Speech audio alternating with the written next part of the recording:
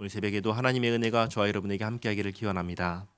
오늘은 서원에 대해서 말씀하십니다. 1절 말씀 보시면 모세가 이스라엘 자손 지파의 수령들에게 말하여 이르되 여호와의 명령이 이러하니라. 사람이 여호와께 서원하였거나 결심하고 서약하였으면 깨뜨리지 말고 그가 입으로 말한 대로 다 이행할 것이니라. 서원은 일종의 약속입니다. 하나님께 하나님 제가 이렇게 하겠습니다 하고 약속하는 것입니다. 이 세상에서도 왕과 한 약속은 반드시 지켜야 합니다. 그러면 하나님과 한 약속은 어떻겠습니까? 말할 필요도 없이 반드시 지켜야 하는 것이죠. 서원은 남자도 하고 여자도 합니다. 그런데 여자가 서원했을 때에는 몇 가지 조건을 두고 지키라고 말씀하십니다. 먼저 어렸을 때입니다. 어리고 아직 시집가지 않았을 때입니다.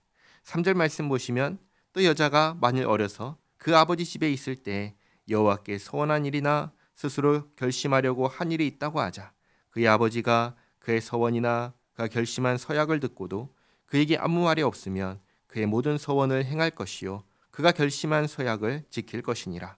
그러나 그의 아버지가 그것을 듣는 날에 허락하지 아니하면 그의 서원과 결심한 서약을 이루지 못할 것이니 그의 아버지가 허락하지 아니하였은즉 여호와께서 사하시리라.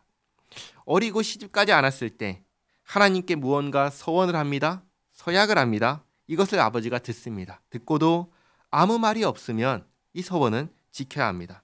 하지만 아버지가 듣고 허락하지 않으면 서원은 무효가 됩니다.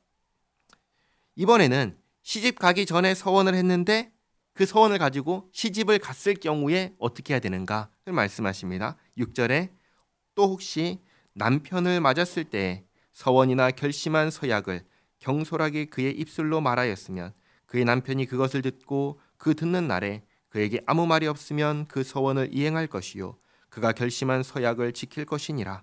그러나 그의 남편이 그것을 듣는 날에 허락하지 아니하면 그 서원과 결심하려고 경솔하게 입술로 말한 서약은 무효가 될 것이니 여호와께서 그 여자를 사하시리라. 그러니까 시집 가기 전에 했던 서원을 남편이 듣고 아무 말이 없으면 서원은 지켜야 합니다. 그러나 남편이 듣고 허락하지 않으면 서원은 무효가 됩니다. 9절에 과부나 이혼당한 여자의 서원이나 그가 결심한 모든 서약은 지킬 것이니라. 왜냐하면 과부나 이혼당한 여자는 모두 서원에 대해서 대신 책임질 사람이 없습니다. 그렇기 때문에 자기가 반드시 지켜야 합니다. 그리고 이번에는 시집간 후에 하는 서원에 대해서 말씀하십니다. 10절에 부녀가 혹시 그의 남편의 집에서 서원을 하였다든지 결심하고 서약을 하였다 하자 그의 남편이 그것을 듣고도 아무 말이 없고 금하지 않으면 그 서원은 다 이행할 것이요 그가 결심한 서약은 다 지킬 것이니라. 그러나 그의 남편이 그것을 듣는 날에 무효하게 하면 그 서원과 결심한 일에 대하여 입술로 말한 것을 아무것도 이루지 못하나니 그의 남편이 그것을 무효하게 하였은즉 여호와께서 그 부녀를 사하시느니라. 모든 서원과 마음을 자제하기로 한 모든 서약은 그의 남편이 그것을 지키게도 할 수 있고 무효하게도 할 수 있으니 그의 남편이 여러 날이 지나도록 말이 없으면 아내의 서원과 스스로 결심한 일을 지키게 하는 것이니 이는 그가 그것을 들을 때에 그의 아내에게 아무 말도 아니하였으므로 지키게 됨이라. 처음에 하셨던 말씀의 반복입니다. 남편이 아내의 서원을 듣고 아무 말을 하지 않으면 아내는 서원을 반드시 지켜야 합니다.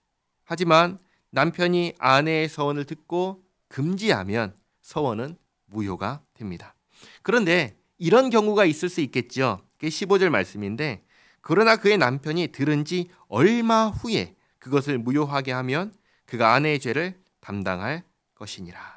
그러니까 남편이 아내의 서원 혹은 서약을 듣고 처음에는 아무 말을 하지 않아요. 침묵하고 있다가 며칠 시간이 흐른 뒤에 안 되겠다 생각을 해서 아내에게 서원 지키지 마라 하고 이렇게 금하면 안 된다라고 말씀하시는 것입니다.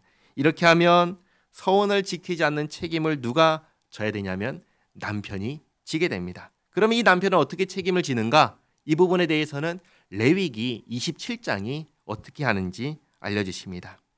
16절입니다. 이는 여호와께서 모세에게 명령하신 규례니 남편이 아내에게 아버지가 자기 집에 있는 어린 딸에 대한 것이니라. 아멘.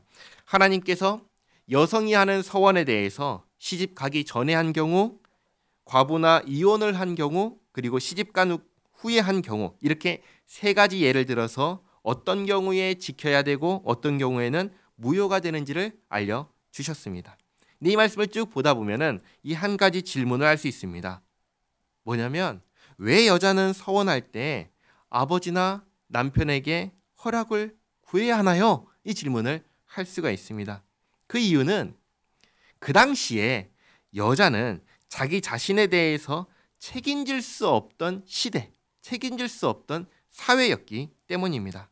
여자는 시집가기 전에는 아버지가 책임을 졌고 시집간 후에는 남편이 책임을 졌습니다. 이게 그 당시의 문화였습니다. 그렇기에 아버지나 남편에게 허락을 받고 서원을 지키게 하신 것입니다.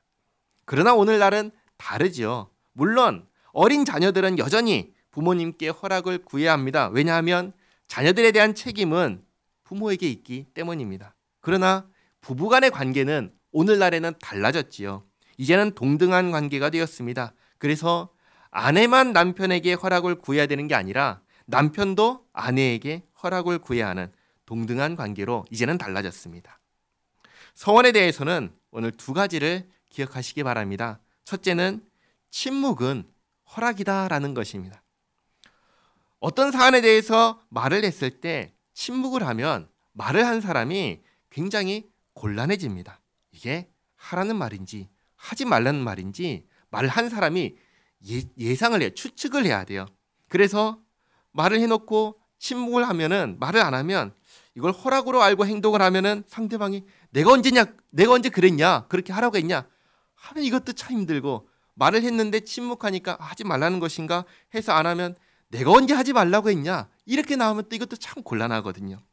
이런 식으로 책임을 떠넘기면 곤란하죠. 그래서 하나님께서 애매한 것을 정해주셨습니다. 침묵은 허락이다. 이 말은 책임질 자가 책임을 떠넘기지 못하도록 정해주신 것입니다.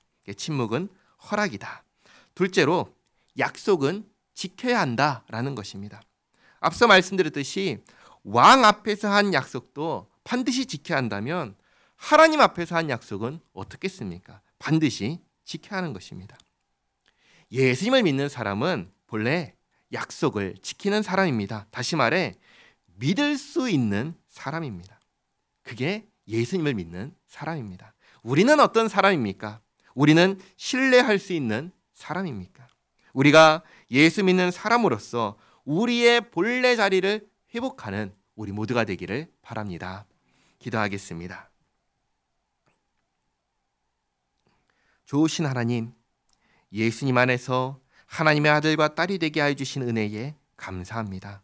하나님, 오늘 서원에 대하여 주신 말씀을 보았습니다.